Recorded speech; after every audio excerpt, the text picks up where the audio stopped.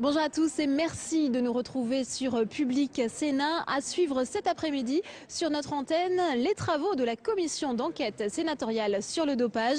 Cette semaine, les sénateurs ont entendu l'Agence française de lutte contre le dopage et notamment Françoise Lannes, directrice des laboratoires d'analyse, qui a fait ce constat. C'est le rugby qui est le sport le plus touché par le dopage. Les sénateurs ont également entendu Jean-François Lamour, ancien ministre des Sports de 2002 à 2004. Et c'est son audition que je vous propose de suivre tout de suite. Merci, Monsieur le ministre, de nous avoir rejoints.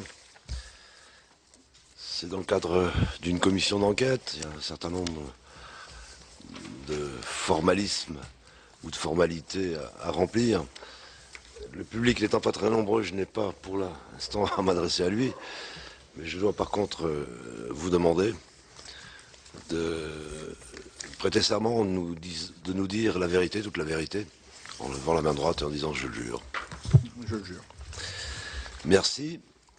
Nous avons pour tradition dans ces auditions de donner à la personne qui est venue devant nous la possibilité de s'exprimer comme elle le souhaite pendant un quart d'heure, 20 minutes, plus ou moins en fonction de ce qu'elle souhaite. Et ensuite, c'est le jeu traditionnel des questions-réponses qui seront posées soit par Jean-Jacques Lozach, le rapporteur, soit par les membres de notre commission d'enquête. Je vous laisse donc la parole et nous vous écoutons avec attention. Merci, Monsieur le Président, Monsieur le rapporteur, messieurs, je ne me trompe pas, messieurs et madame les sénateurs. Je crois que le titre de votre, en tout cas l'intitulé de votre commission d'enquête est de faire un point sur l'efficacité de la lutte antidopage. Et en matière de lutte antidopage, quand on parle d'efficacité, je crois qu'il faut obligatoirement effectuer dans un premier temps une comparaison dans le temps, que ce soit au niveau national ou au niveau international, et vous me permettrez effectivement de rapidement essayer de rappeler effectivement où nous en étions il y a encore, on va dire, une vingtaine d'années et où nous en sommes aujourd'hui. Tout d'abord, au niveau de la France a toujours été, quels que soient les gouvernements, quels que soient les ministres, à la pointe en matière de lutte antidopage. Essentiellement, cela est dû à son histoire, en particulier le drame de Simpson en 67 au Mont Ventoux. Et puis évidemment, on se souviendra plus récemment de l'affaire du Tour de France 98, mais aussi de l'affaire Cofidis en 2004. Et d'autres sujets qui ne sont pas liés directement à des sportifs français, mais je pense en particulier au championnat du monde d'athlétisme en 2003, où on avait à ce moment-là, sous une forme un peu décalée, détecté, souvenez-vous-en, la THG chez un certain nombre de sportifs américains. Donc la France a toujours été, à la fois au travers de la recherche, j'aurai l'occasion de revenir sur la qualité du laboratoire national de dépistage du dopage de Châtenay-Malabry, mais également de son encadrement législatif aux avant-postes, en matière de contrôle, donc de recherche, mais aussi, souvenez-vous-en, au travers de la loi 2006, au travers de l'installation du suivi longitudinal, qui est en quelque sorte l'outil embryonnaire qui a débouché sur le passeport biologique. Certes, le suivi longitudinal était dans un premier temps un outil de préservation de la santé. Le passeport est maintenant, lui, un outil, entre guillemets, qui peut être également répressif. Mais il en était, en tout cas, le cadre général. Et on le voit au travers de l'évolution, cela allait dans le bon sens. La France a également toujours été aux avant-postes en créant le CPLD, qui s'est ensuite transformé en AFLD, une entité juridique indépendante, répondant mieux, vous en conviendrez, aux préconisations mises en place après la rédaction du premier Code mondial antidopage en 2003. Et puis la France a aussi été précurseur en matière de localisation des athlètes, puisque moi-même, en tant qu'ancien athlète, membre de l'équipe de France olympique des Jeux de Barcelone, j'ai été dans l'obligation de remplir un formulaire de localisation en 92. J'étais très énervé de le remplir, mais en 92 déjà, j'avais à remplir ce document qui permettait, dans des conditions évidemment, vous en doutez, assez aléatoires, de préciser dans quels endroits nous nous trouvions dans le cadre de la préparation finale des Jeux de Barcelone. C'est en quelque sorte, là aussi, un outil précurseur de ce qui existe aujourd'hui, qui est beaucoup plus contraignant, qui s'appelle le dispositif Adams. Comparaison et évolution également, je le disais tout à l'heure, au niveau international. Et on peut le dire, il y a un avant et un après 98, à l'évidence. Avant 98, nous avions connu, c'est peut-être l'exemple le plus frappant, l'affaire Ben Johnson aux Jeux de Séoul. Il aura fallu, je ne sais pas si vous en souvenez, toute la persuasion du prince de Mérode, à l'époque le directeur du service médical du CIO, pour que, j'en suis intimement convaincu, cette affaire sorte. Il aura fallu effectivement que le prince de Mérode, qui n'en pouvait plus d'un certain nombre de cas qui étaient plus ou moins cachés, tape du poing sur la table, en plein jeu de Séoul, pour que l'affaire Ben Johnson sorte avec tout ce que ça comporte. Vous en souvenez d'images en voyant Ben Johnson quitter précipitamment Séoul. Mais pour autant, entre 88 et 98, peu vraiment d'efforts en matière de cohérence et en matière de priorité. En matière de lutte antidopage, je parle essentiellement du côté du mouvement sportif, mais également du côté d'un certain nombre de pays qui en avaient fait un outil de promotion au travers du rayonnement de leurs sportifs. Je ne vais pas citer les pays en question, mais en tout cas, il était de notoriété publique que ces pays utilisaient le sport comme vecteur de promotion, mais également le dopage pour que leurs athlètes se trouvent parmi les meilleurs. L'après 98, c'est très clairement, j'allais dire, le rattrapage du temps perdu, avec très rapidement un colloque organisé en 99 à Lausanne, où Madame Marie-Georges Buffet a tenu un rôle important, puisque elle avait été aux premières loges dans l'affaire du Tour de France 98, et Lausanne 99 débouchant, vous le savez, sur deux objectifs principaux: la création de l'Agence mondiale antidopage.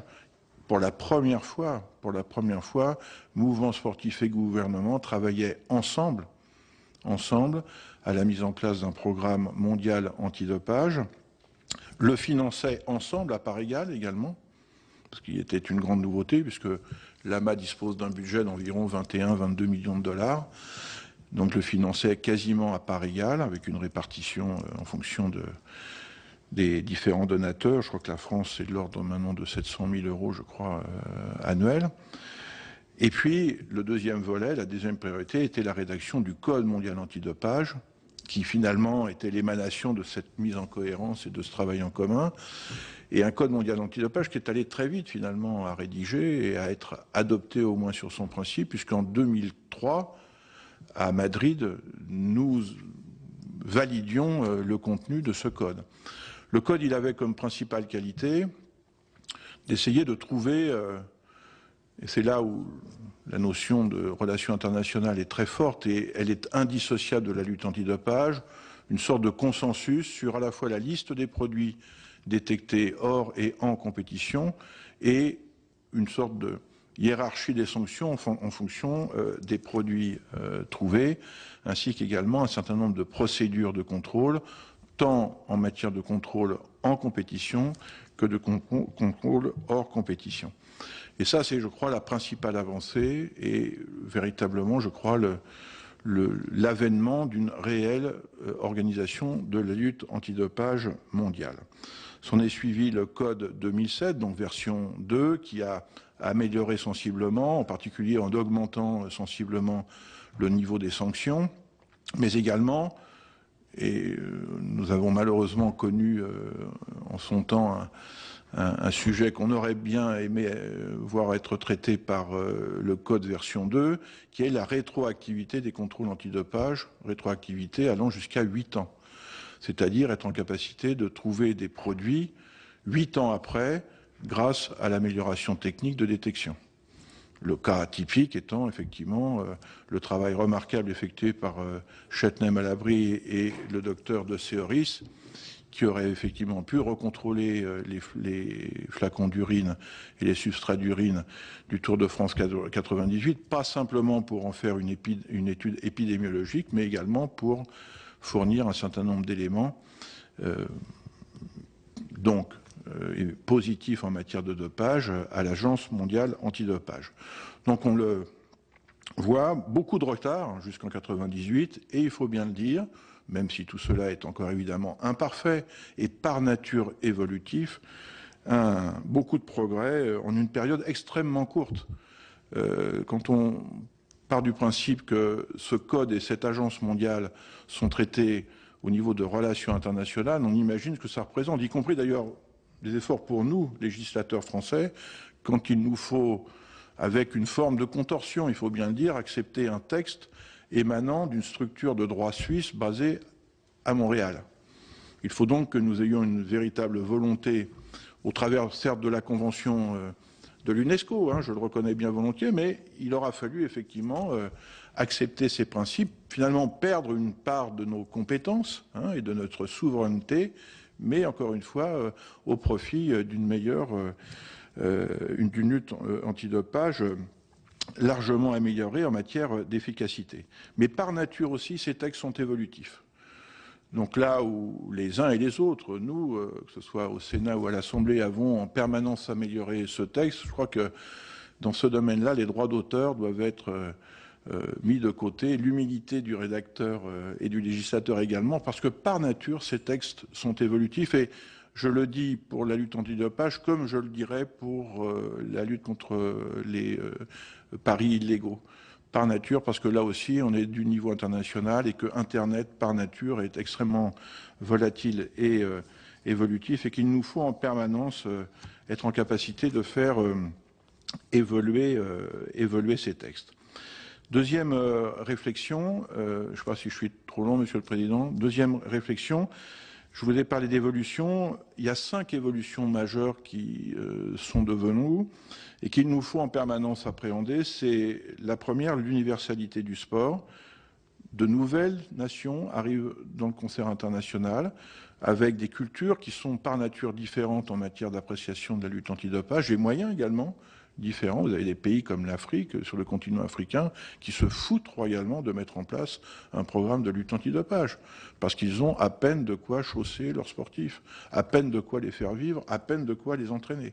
Donc vous imaginez bien, quand on leur demande de mettre en place un programme de lutte antidopage, c'est le cadet de leurs soucis. C'est pas de la mauvaise volonté de leur part, mais c'est le cadet de leurs soucis. Mais aussi de nouvelles disciplines.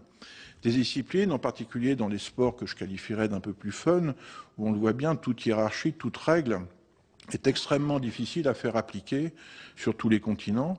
Et là aussi, il y a un effort de pédagogie, il y a un effort, je vous en cite un exemple, peut-être le golf redevient discipline olympique. Le golf, c'est toujours très clairement, non pas mis de côté, mais a toujours considéré que la lutte antidopage n'était pas une de ses priorités. Or, aujourd'hui, ils sont, puisqu'ils sont un nouveau programme olympique, dans l'obligation de mettre en place un programme antidopage qui sera appliqué de la manière la plus stricte pendant les éliminatoires pour déterminer les champions qui participeront aux Jeux de Rio de Janeiro et évidemment pendant la compétition. Les pratiques aussi, deuxième élément, les pratiques également ont évolué avec une amélioration de la performance.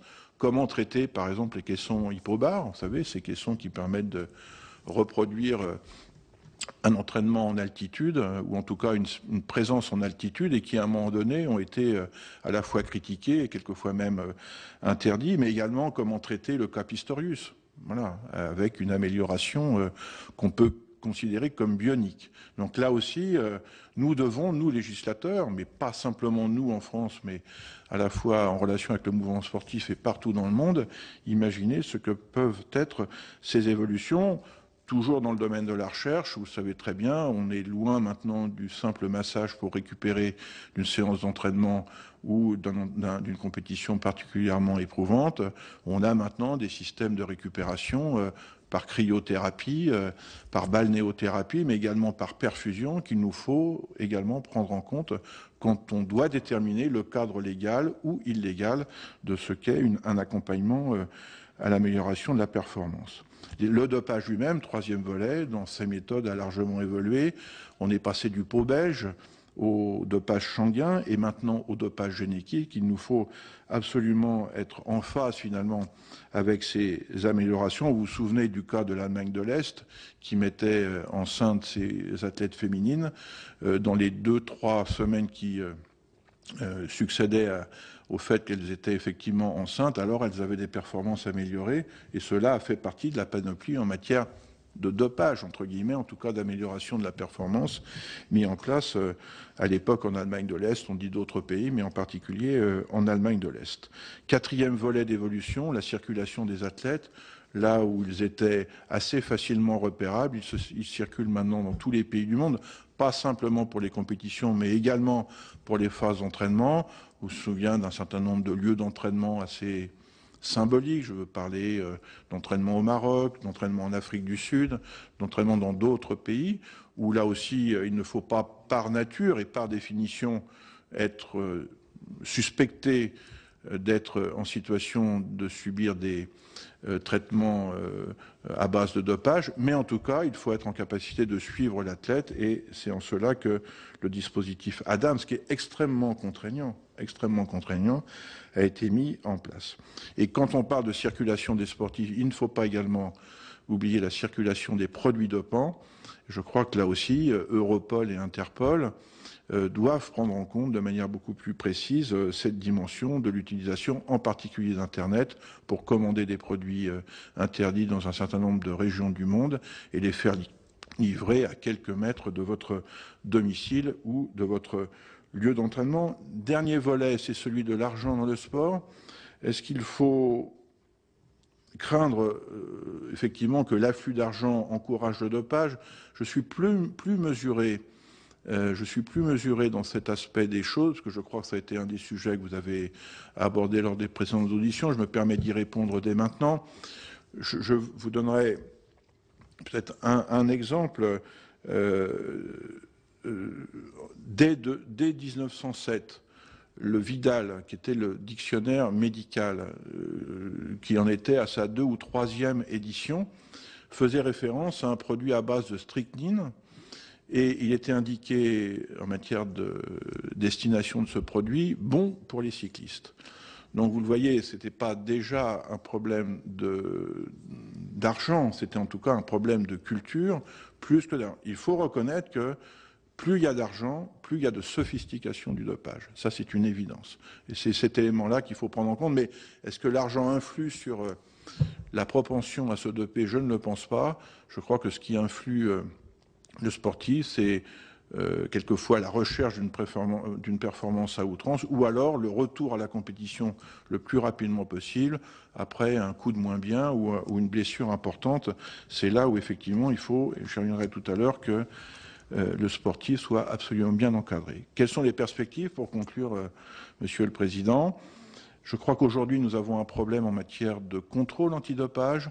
Je regardais les derniers chiffres, en tout cas ceux qui sont consultables de la FLD. Sur à peu près 10 000 contrôles, je crois qu'il y a 200 cas positifs. Nous ne pouvons pas nous satisfaire de ce ratio.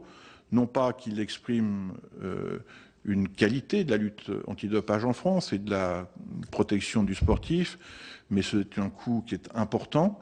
Et je crois qu'il faut aller, je l'ai dit tout à l'heure, vers un ciblage beaucoup plus performant, donc des publics cibles beaucoup plus choisis, beaucoup mieux choisis des sportifs à contrôler, et surtout progressivement une substitution des contrôles hors compétition par le passeport biologique, qui me semble être aujourd'hui le meilleur outil de contrôle sur le long terme d'un sportif. Je vous rappelle qu'il permet de veiller à ce que lorsqu'un paramètre est perturbé qu'il soit physiologique ou biologique, alors effectivement le médecin, mais également l'autorité de contrôle, peut suspecter soit une situation de faiblesse de l'athlète ou suspecter une prise de produit ou en tout cas un procédé en matière de dopage pour améliorer ou perturber un certain nombre de performances. Et on ne peut évidemment pas dissocier le passeport biologique du dispositif ADAMS, même si celui-là est, je l'ai dit tout à l'heure, extrêmement contraignant. Autre sujet sur lequel il faut être extrêmement vigilant, et là je crois que le législateur, mais également les autorités publiques ont leur rôle à jouer, c'est la maîtrise des AUT et des DU. Lorsque j'étais encore vice-président de l'Agence mondiale antidopage, je me suis battu, avec le soutien d'ailleurs des experts français et du laboratoire de Châtenay, pour que, par exemple, les glucocorticoïdes soient considérés comme des produits dopants. Je m'aperçois effectivement qu'aujourd'hui, les glucocorticoïdes sont acceptés grâce à des AUT. Donc je crois qu'il faut être extrêmement vigilant, effectivement, à ne pas voir un certain nombre de produits autorisés et qu'on en arrive finalement à ce que certains souhaitent d'ailleurs, un dopage médicalisé, c'est-à-dire un dopage sous contrôle médical. Je crois que là, dans ce domaine-là, il faut être extrêmement ferme. C'est évidemment pas du sujet du législateur directement, mais en tout cas, le législateur, quand il s'adresse au ministre, ce ministre ayant la capacité d'intervenir auprès de l'Agence mondiale antidopage et de ses experts, doit être extrêmement vigilant à l'encadrement extrêmement strict des AUT et des DU. Ensuite, je crois que l'Agence mondiale antidopage doit être l'outil de coordination en matière de recherche, c'est-à-dire qu'il doit mutualiser les moyens, parce que je vous l'ai dit, le danger du dopage génétique est l'un des dangers les plus évidents qui nous attend, et c'est à l'Agence mondiale antidopage à initier au travers de ses fonds propres, mais également au travers de la mise en réseau des laboratoires de recherche, ce type de recherche. Je l'ai dit tout à l'heure également, renforcer la lutte en matière de trafic de produits dopants. Il faut bien dire, en dehors de quelques, comment on va dire, étincelles, mais pas plus, d'Interpol, peu de trafics ont été mis à jour, peu. Alors je reconnais qu'Interpol est aujourd'hui focalisé sur la lutte antiterroriste, sur un certain nombre de trafics, en particulier de trafic de drogue, mais il me semble important, là aussi, d'insister à ce que ces entités internationales travaillent de façon beaucoup plus évidente et forte en matière de lutte antidopage et sur les trafics de produits dopants.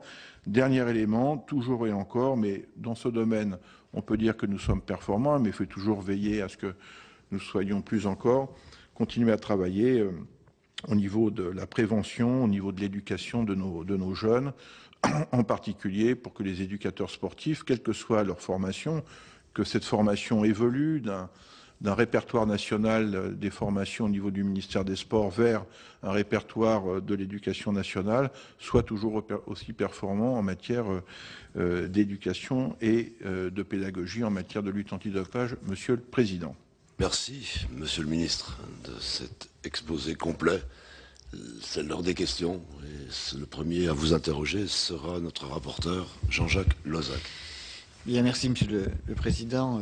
Monsieur le Ministre, merci de votre contribution à notre commission d'enquête parlementaire. Vous avez bien compris dans quel état d'esprit on appréhendait cette commission afin d'être encore plus efficace dans cette lutte contre le dopage, une lutte à laquelle vous avez, je dirais, apporté très largement votre contribution, puisque on peut même dire qu'une loi porte votre nom, la loi de 2006. Modeste. Précisément sur cette loi de 2006, aujourd'hui, 7 ans plus tard, quel est le bilan, l'évaluation, le regard rétrospectif que vous portez sur ce texte législatif? Est-ce qu'il y a par exemple des domaines dans lesquels vous dites, eh bien là, j'aurais dû aller plus loin, etc. Eh bien, à l'évidence, oui, et je reconnais que c'est tout à fait normal que nous posions ces questions-là et que, sans parler de critique, on imagine toujours le meilleur pour un dispositif législatif, avec une seule contrainte, c'est qu'il puisse être applicable et qu'il soit toujours en cohérence avec ce qui se passe en dehors de nos frontières. Parce que par nature, le sportif, je l'ai expliqué tout à l'heure, bouge et que les compétitions sportives se déroulent sur l'ensemble des continents. Quels sont les points forts de la loi 2006? Je crois que c'est le fait que l'autorité la FLD devienne une autorité indépendante. Et cela, c'était indispensable dans l'application du code. Ça, c'était la principale raison de la rédaction de la loi 2006, c'est l'application du code. On est en pleine cohérence avec les préconisations du Code mondial et en gros on prépare l'atterrissage du Code mondial antidopage au travers de la Convention de l'UNESCO sur le sol français. Donc il nous fallait être particulièrement en phase avec le dispositif qui nécessitait un représentant, entre guillemets, même si ce n'est pas tout à fait le cas, mais c'est un peu l'esprit, un représentant de l'Agence mondiale antidopage sur le sol français de manière indépendante, c'est-à-dire que l'agence est en capacité de répondre directement aux sollicitations de l'Agence mondiale antidopage. L'autre volet sur lequel je suis peut-être le plus content d'avoir mis en place, c'est le suivi longitudinal dont je vous parlais tout à l'heure, qui était un peu le précurseur du passeport biologique, avec un élément qui n'existait pas précédemment. Il y avait des contrôles, hein, il existait. Je ne suis pas parti d'une feuille blanche. Il y avait pour les athlètes de haut niveau les plus performants des visites médicales, fréquence 2-3 visites par an, mais qui finalement étaient liés au bon vouloir des fédérations et surtout aux moyens des fédérations sportives. Là, nous l'avons imposé à toutes les fédérations, y compris en leur fournissant les moyens nécessaires, avec un volet qui n'existait pas précédemment, qui était le volet psychologique. Et en particulier parce que nous nous étions rendus compte que le sportif commençait à se doper quand il était en grande difficulté psychique.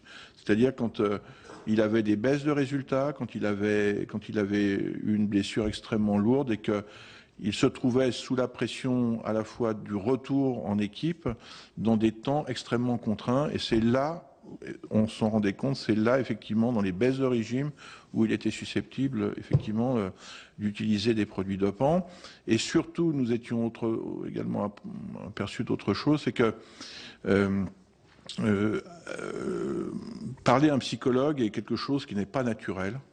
En tout cas, ce n'est pas quelque chose que le sportif de haut niveau fait naturellement, parce qu'il a toujours le sentiment d'être en situation de faiblesse. Et là où il doit lui parler, dans ces périodes où adulte, ou en tout cas approchant de l'âge adulte, il devrait le faire, il n'en avait pas l'habitude. Et le fait que dès 13 ans, dès 14 ans, il ait l'habitude, une fois par an, d'avoir un contact avec un psychologue, nous permettait de penser qu'ensuite, cette habitude prise, il aurait plus facilement ensuite accès à lui en cas de grande difficulté.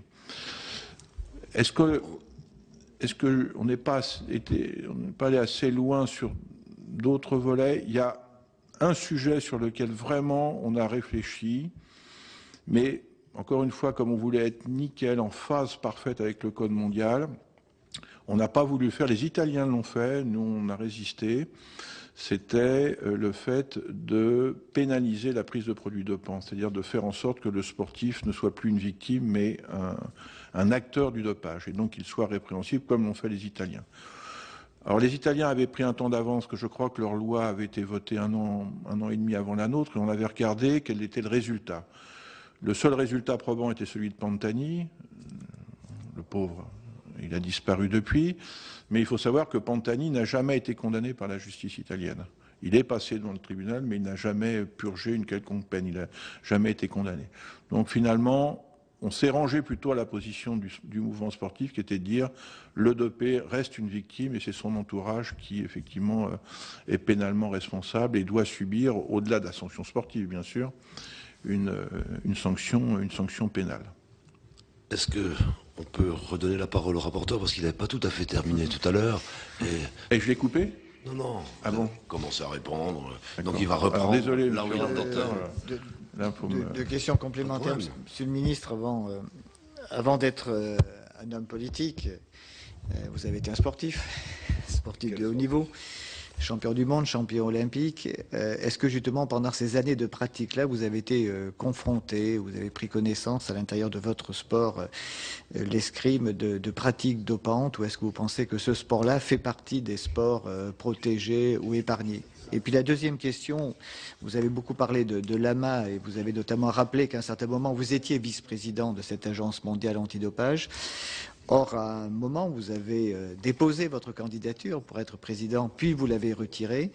Est-ce que vous pouvez nous donner des indications sur les raisons de cette marche arrière? Alors sur la première question, aucun sport n'est à l'abri, aucun. L'escrime l'est peut-être un peu plus que d'autres, pour une raison simple, c'est que la technique est largement supérieure, enfin l'aspect technique est largement supérieur à l'aspect physique.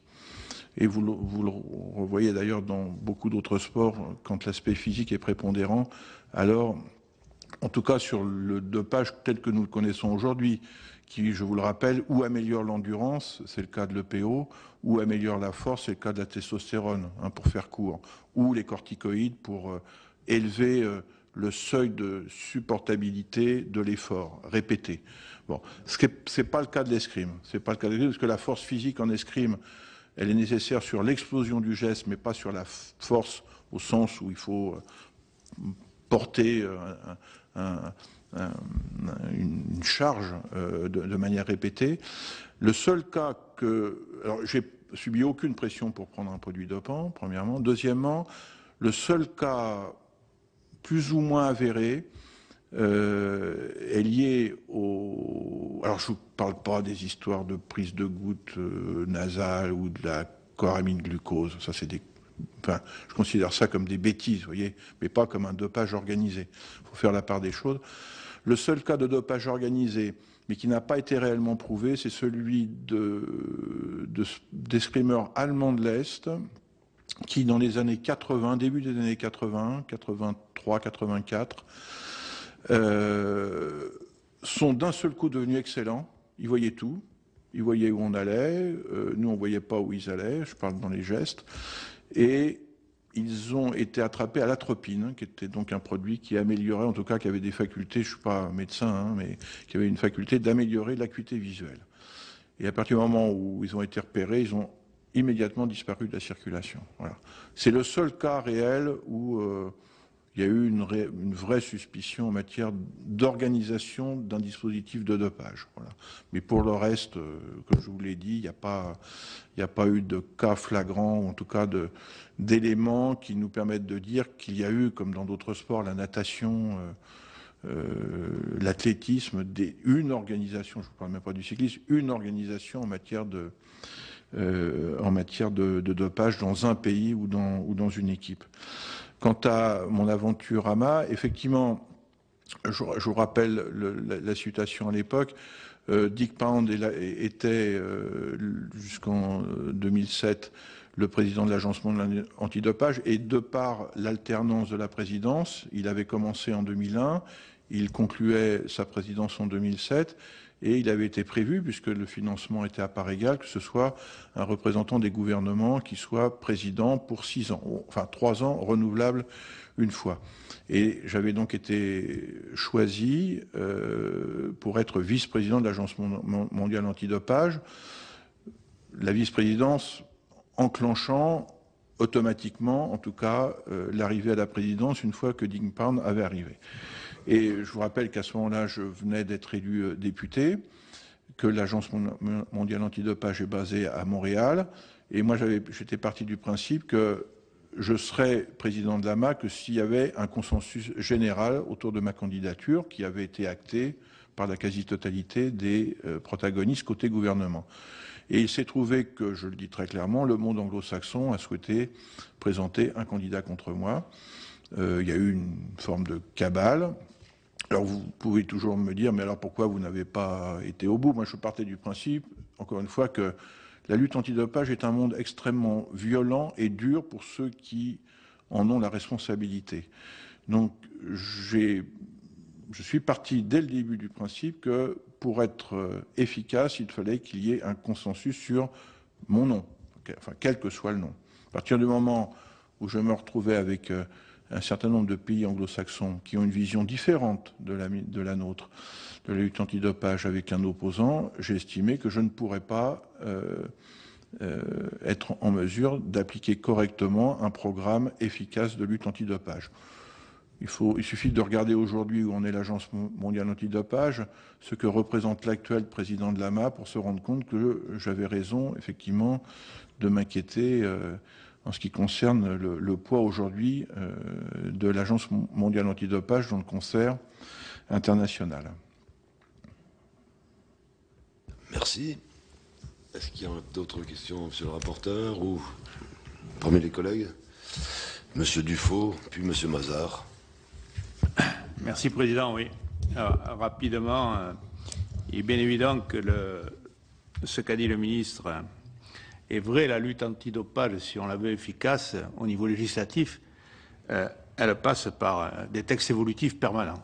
Bon, il ne faut pas s'arrêter, ça évolue tellement vite. Bon, c'est vrai qu'il n'y a pas de droit d'auteur, mais je voudrais témoigner, comme l'a fait notre rapporteur tout à l'heure, sur l'étape décisive qu'on a vécue un petit peu en commun, moi modestement, puisque j'étais simplement rapporteur au Sénat de la loi de 2006. C'est vrai que vous avez donné une impulsion décisive et la mise en place de la FLD, nouvelle formule, on vous doit beaucoup, monsieur le ministre, et il faut le dire. Alors, nous avons auditionné depuis quelque temps pas mal de responsables de la FLD, anciens et actuels, et une idée qui semble faire l'unanimité, c'est d'essayer de dissocier, pour rendre beaucoup plus efficace la lutte antidopage, le volet qui relève uniquement du contrôle recherche-labo, d'une part, et puis le volet à part, répression et sanctions. Quel est votre avis sur cette éventualité? Je vais dire, tout dépend de la personnalité qui dirige la FLD.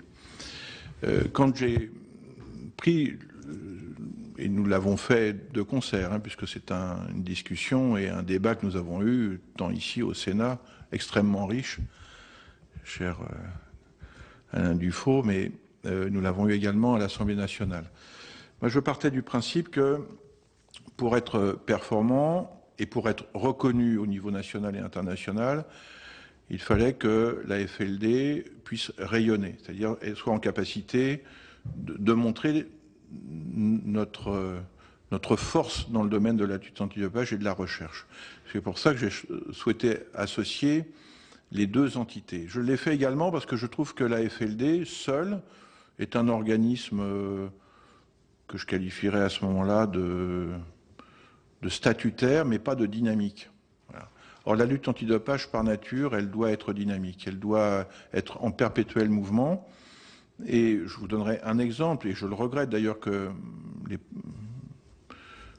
présidents successifs de la FLD ne l'aient pas fait.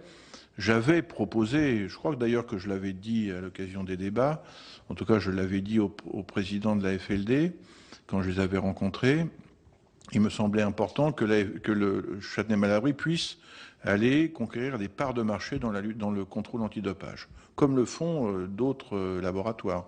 Je pense en particulier au laboratoire de Montréal, le tout récent laboratoire de Doha, par exemple. Ils vont chercher des parts de marché en matière de contrôle.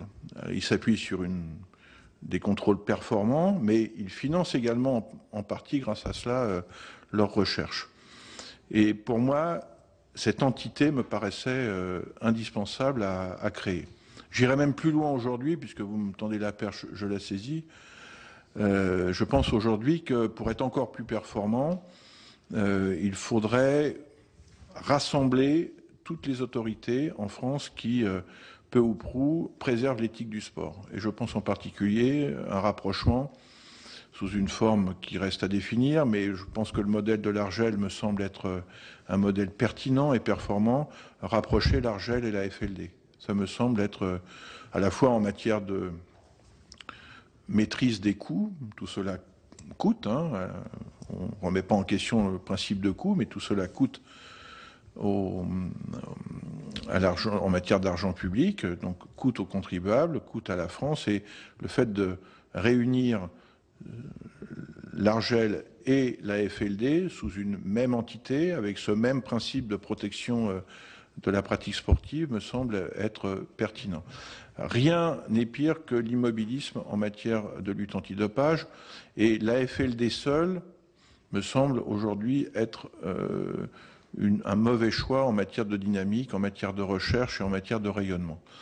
Je comprends l'idée qu'il y a de dire, voilà, il y a un aspect juridique qu'il faut absolument préserver, et puis les laissons le laboratoire peut-être être adossés à un réseau universitaire, pourquoi pas. Mais je trouve que, en tout cas, dans notre dispositif français, cela a du sens et cela doit continuer comme ça. Stéphane Mazard. Oui, merci Monsieur le Président. Monsieur le Ministre, vous avez indiqué, notamment en parlant de votre expérience professionnelle, que c'était parfois pesant de se soumettre au contrôle, notamment au contrôle inopiné, etc. Et que ça pouvait être une atteinte oui, aux libertés individuelles. Et c'est vrai qu'on sent qu'il y a un débat entre la lutte antidopage et la liberté individuelle des sportifs. Que ce soit donc cette obligation de dire presque au jour le jour où on est, ou même d'ailleurs de se soumettre à un suivi médical avec un passeport, etc. Quel est votre sentiment aujourd'hui? Est-ce qu'on a trouvé un bon point d'équilibre justement entre la nécessité de lutter contre le dopage et ces libertés individuelles qui sont quand même essentielles? Parce que quand on accepte d'être un sportif, on n'accepte pas forcément de rogner sur ses libertés. Bien sûr. Donc ça, c'est le premier point. Et puis le second point, vous avez évoqué tout à l'heure, quand vous avez fait le bilan de votre loi, l'hésitation que vous aviez eue donc à sanctionner le sportif lui-même. Est-ce qu'aujourd'hui vous pensez la même chose? Étant précisé que ce qui est dit et qui peut être entendu, c'est que la sanction sportive est déjà très lourde pour le sportif. Quand il est suspendu pendant plusieurs années, quand il est déchu de ses titres, c'est déjà donc assez affligeant. Mais quand on voit aujourd'hui les enjeux, quand on voit les avantages que peuvent aujourd'hui retirer d'une carrière sportive donc certains de nos compatriotes, est-ce qu'il ne faut pas aller plus loin? Et est-ce qu'il ne faut pas aujourd'hui quand même passer la vitesse supérieure? Parce que ça a un effet dissuasif. Et puis je crois quand même que quand on voit les enjeux que ça représente aujourd'hui le sport, quand on voit les moyens qu'on y met, les moyens notamment qu'on met dans les moyens de prévention ou d'investigation ou de répression du dopage, est-ce qu'il ne faut pas aller jusqu'à la sanction des sportifs eux-mêmes? Je crois que ce serait quand même un signal assez fort que pourrait donner la société. Alors, merci Monsieur le Président. Donc sur la localisation, c'est un mal nécessaire. C'est un mal nécessaire. Et je pense qu'il la localisation est encore mieux comprise quand on l'associe au passeport biologique. C'est pour moi indissociable et indispensable, quoi qu'il en coûte aux sportifs de haut niveau. Même si la pilule, encore une fois, c'est le cas de le dire, est difficile à avaler. Peut-être à terme, si le passeport biologique démontre toute son efficacité, alors il ne sera plus nécessaire d'aller contrôler un sportif de manière inopinée là où il se trouve. Peut-être. Mais en tout cas aujourd'hui, et à mon avis pour le court-moyen terme, je crois que les deux sont indissociables et véritablement il faut que les athlètes continuent à subir ces deux types de contrôle. La sanction, le danger, c'est le décalage entre la sanction sportive et la sanction pénale, qui nous amènerait dans un imbroglio en matière d'application de la sanction. La justice pénale, elle peut avoir différents types de vitesse en fonction du pays, et on est loin, je pense, d'une cohérence en matière de procédure pénale ou civile dans l'ensemble des pays du monde et sur l'ensemble des continents, par nature remettrait en cause, ou pourrait remettre en cause la sanction sportive, qui, elle, a à peu près maintenant établi un schéma, une procédure à peu près respectée.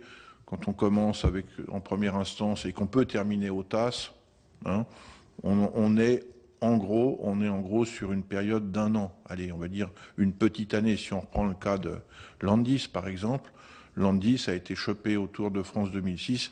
Je reviendrai peut-être sur le sujet si vous me posez la question, parce que j'ai vu qu'il y avait des interprétations différentes à l'occasion de vos auditions. Il n'a pas pu faire le Tour de France 2007.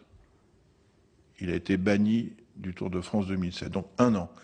Pensez-vous vraiment que la justice civile puisse effectivement, en 1 an, traiter le problème avec ce que ça comporte d'appel et du différents types de recours, je ne le pense pas. Et donc il n'y aurait rien de pire finalement que la justice civile remette en question une décision de justice sportive au prétexte que le rythme n'est pas le même. Donc en mon fort intérieur, je pense que vous avez raison d'imaginer effectivement d'appliquer, comme l'ont fait les Italiens, ce dispositif parallèle, mais je pense qu'en matière d'efficacité, quand on sait qu'un sportif peut être suspendu maintenant 4 ans, voire quelquefois même, c'est rare, mais à vie, je crois qu'il y a un choix qu'il faut préserver, c'est celui effectivement de la sanction sportive. Quitte effectivement qu'un certain nombre d'intervenants, en particulier les sponsors, pourquoi pas même l'État, on l'a vu avec le cas Armstrong, à ce moment-là porte l'affaire devant les tribunaux au prétexte qu'il y a eu tricherie. Et il y a eu surtout versement, en tout cas perception de sommes indues en matière de sponsoring. Pourquoi pas? Ça, c'est les conséquences d'une sanction sportive et d'une décision, effectivement, qui a été validée par le Code mondial antidopage. Donc, oui, sur le principe, mais non, malheureusement, dans l'application et dans les faits.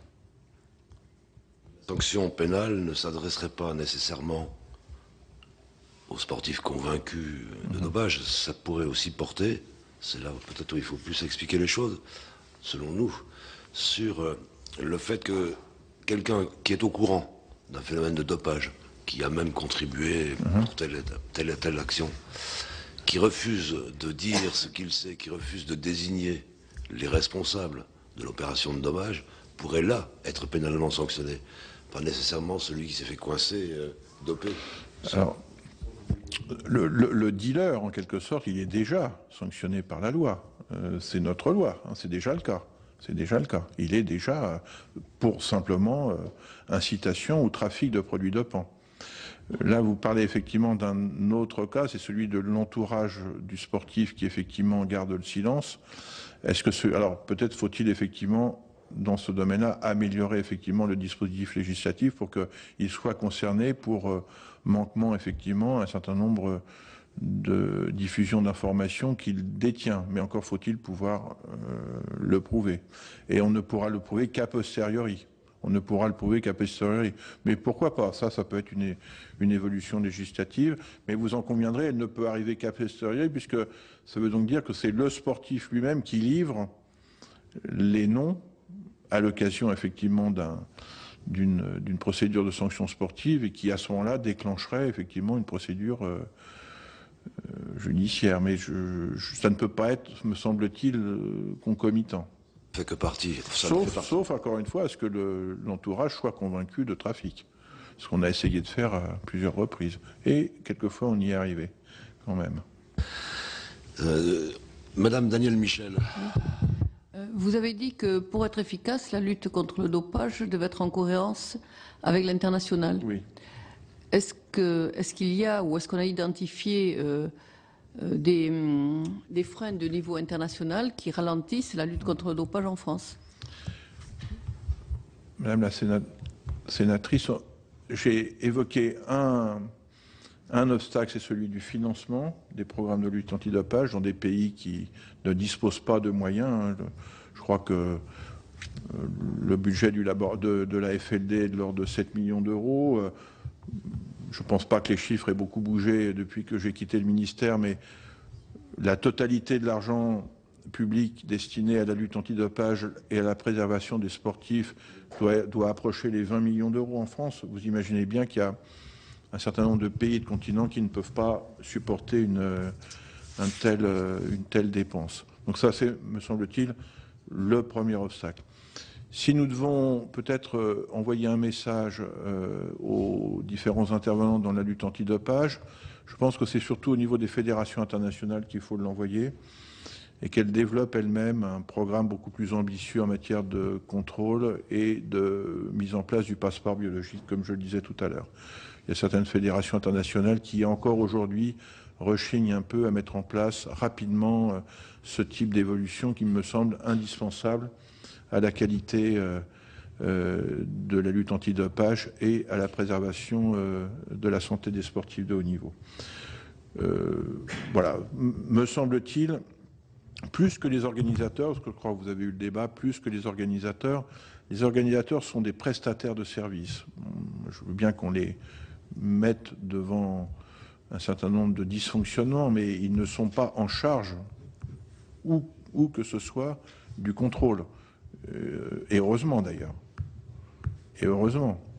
Parce qu'à partir du moment où vous demandez à un organisateur de mettre en place le contrôle, alors là, il peut y avoir conflit d'intérêts. Il me semble absolument important de laisser l'organisateur en dehors de tout ça. Par contre, d'imposer effectivement un calendrier peut-être plus contraint aux fédérations internationales. Et ça, c'est le rôle de l'Agence mondiale antidopage. Et quelquefois, quand ces fédérations sont incluses au programme des Jeux Olympiques, et c'est un peu dommage qu'on n'entende plus aujourd'hui le président de l'AMA, alors que Dick Pound le faisait régulièrement, il commençait à menacer certaines fédérations de les retirer du programme olympique si elles n'appliquaient pas rapidement le code mondial. Donc je pense que c'est dans cette direction qu'il faut aller. Merci. Nous acheminons vers la fin de notre rencontre. Peut-être une ou deux questions encore de la part du rapporteur qui m'a dit qu'il avait encore une ou deux questions. Oui, bon, nous avons et nous allons aussi continuer à auditionner des ministres des Sports. Certains l'ont été avant vous, d'autres ont été vos successeurs. Et c'est vrai qu'il y en a un qui a beaucoup insisté sur le point que vous venez de soulever, c'est-à-dire la nécessité d'impliquer davantage, responsabiliser davantage les organisateurs des événements. Mais là, donc, je vois que vous avez une position plutôt divergente là-dessus. Simplement, il y a une autre ministre des Sports qui nous a fait part des pressions auxquelles un ministre des Sports pouvait être soumis dans la lutte antidopage, en particulier lorsqu'il s'agit d'équipes nationales ou de compétitions internationales, mais organisées sur le territoire français. Par exemple, pendant ces périodes qui ont concerné des candidatures françaises aux Jeux Olympiques en 2008, en 2012. Est-ce que vous avez connu ce genre d'intervention? Et puis tout à l'heure, on vous a senti prêt à faire une mise au point concernant les relations un peu chaotiques, un peu difficiles avec le président Bordry lorsqu'il était à la tête de la FLD, et notamment à propos du dossier Landis.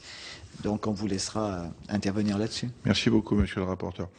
C'est pas une divergence avec mon collègue et ami David Douillet. Quand on parle d'organisateur, je crois que le sujet tournait essentiellement autour du Tour de France. S'il y a bien un problème du Tour de France, c'est pas le problème de ASO. C'est le problème que le Tour de France ne reporte pas à la Fédération française de cyclisme, comme vous le savez, mais directement à l'UCI. Là, c'est un problème qui est permanent depuis que l'UCI existe et que le Tour de France existe, si je puis dire. Et c'est bien, et là, c'est là où il faut être, je crois, assez content de notre dispositif français, c'est que sur toutes les autres compétitions, toutes, même si les fédérations internationales, ce sont elles qui imposent le dispositif en matière de contrôle antidopage, l'organisateur passe par le fil de la Fédération française, qui est, vous le savez, un des principaux interlocuteurs des fédérations internationales. Et je vois mal aujourd'hui l'organisateur seul pouvoir prendre un certain nombre de dispositions sans en mettre en difficulté vis-à-vis de l'Union cycliste internationale, pour ne citer qu'elle. Donc moi je pense qu'effectivement, si pression il doit y avoir, en tout cas, et je le disais tout à l'heure en répondant, madame, à votre question, je crois que c'est essentiellement en direction des fédérations internationales par le canal de l'Agence mondiale antidopage. Et moi je suis très heureux de voir que madame Fournéron est à nouveau maintenant au bord de l'Agence mondiale antidopage, et je suis convaincu qu'elle fera passer les bons messages. Est-ce que j'ai subi des pressions? Aucune. Aucune, je dis bien aucune. Par contre, qu'il y ait eu des interprétations divergentes, c'est une évidence. Mais ça, c'est la loi du genre quand il s'agit d'essayer de confronter deux visions et deux cultures en matière antidopage. Mais je dois le dire également, et c'était mon propos liminaire, il y a eu un avant et un après Code mondial antidopage. La pression pouvait être importante, et j'entends ce que vous disiez essentiellement de madame Buffet, je comprends, parce que les règles n'étaient pas établies. vous aviez pour le même produit 3 mois de sanctions dans un pays et 2 ans dans un autre pays. Et par nature, la divergence en matière de contrôle et de sanctions incite évidemment à faire des pressions en disant « mais attendez, pourquoi vous mettez 2 ans, vous, dans votre pays, alors qu'ailleurs c'est 3 mois ?» Voilà. Et le Code a beaucoup pacifié finalement les relations entre les gouvernements, si besoin était, et surtout entre les gouvernements et les fédérations, en imposant des critères de contrôle et des critères de sanctions qui étaient extrêmement cohérents.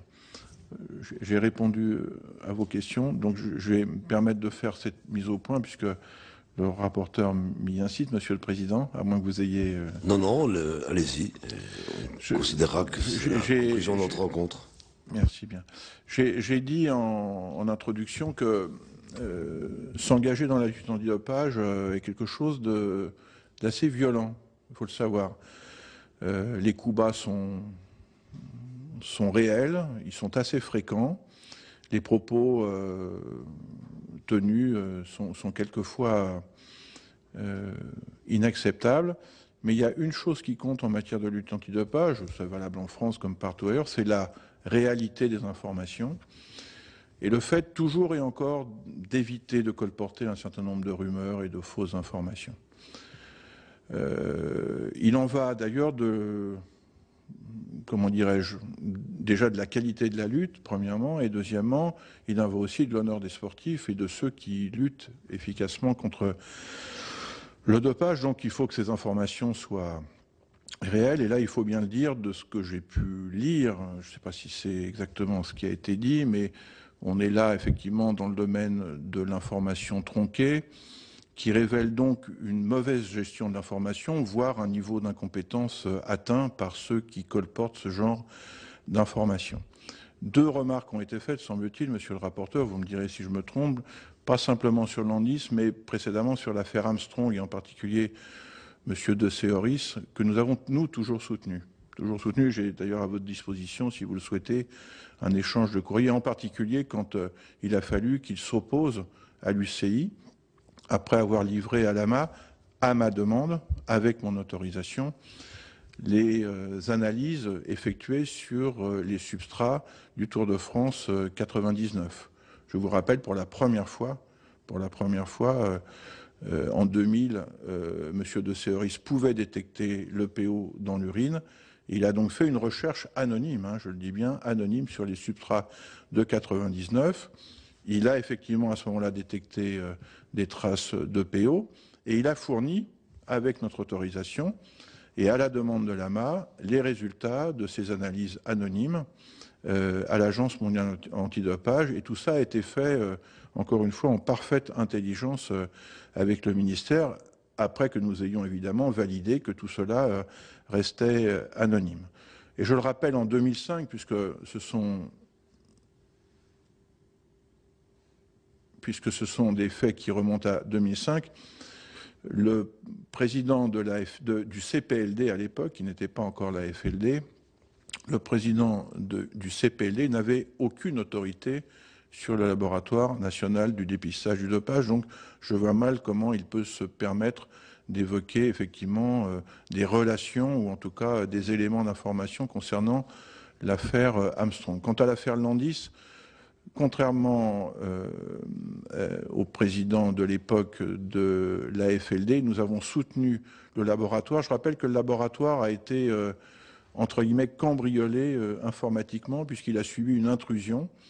À cette époque-là, on en a remonté la source, tout cela venait des États-Unis, et il fallait défendre l'honneur du laboratoire qui était attaqué dans ses procédures de contrôle.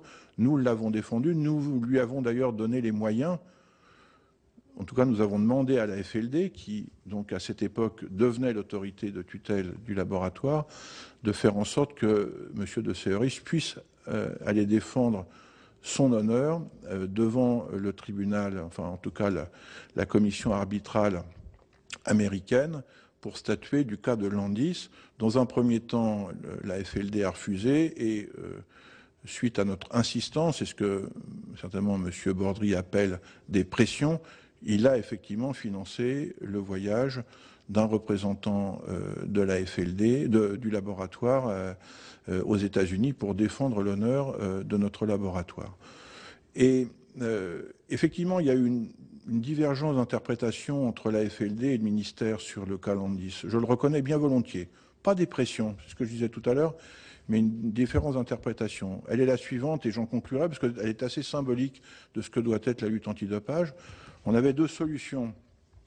On avait une solution américaine qui faisait en sorte que si l'arbitrage américain condamnait Landis, alors cette condamnation s'appliquait sur tous les pays et sur toutes les compétitions.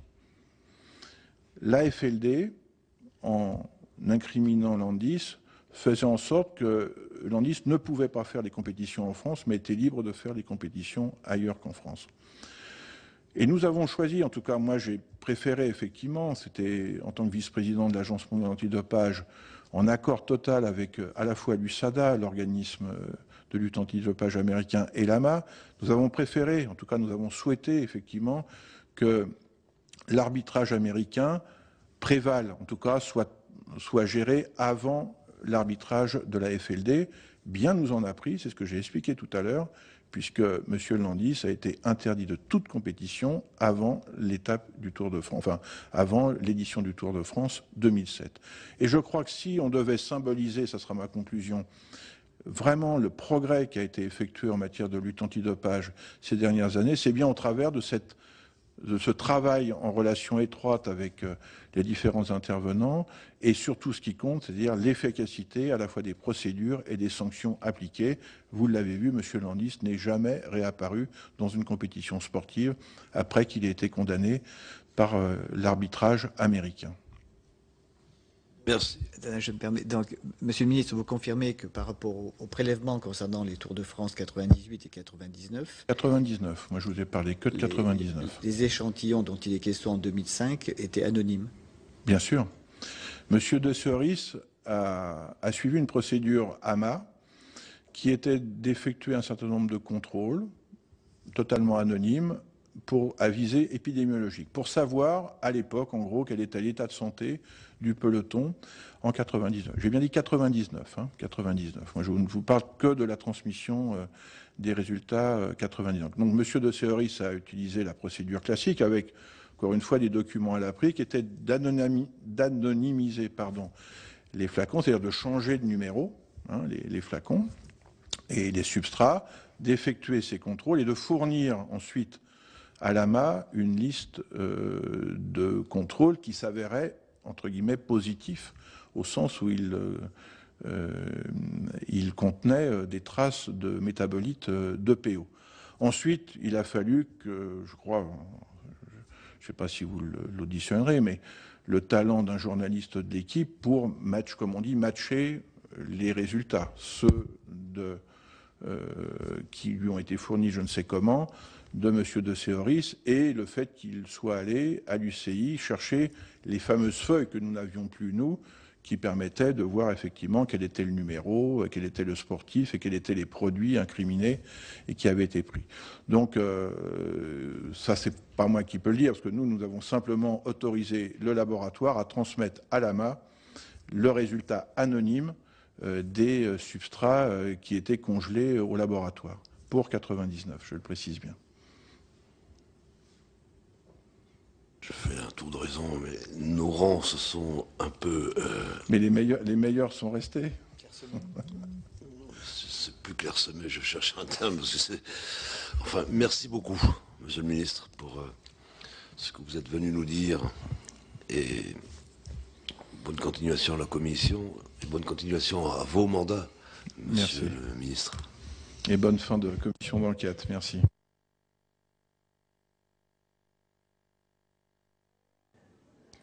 Voilà pour les travaux de la commission d'enquête sénatoriale sur le dopage. Si vous souhaitez revoir ces auditions, elles sont disponibles en VOD sur notre site internet publicsénat.fr. Bonne fin de journée à tous.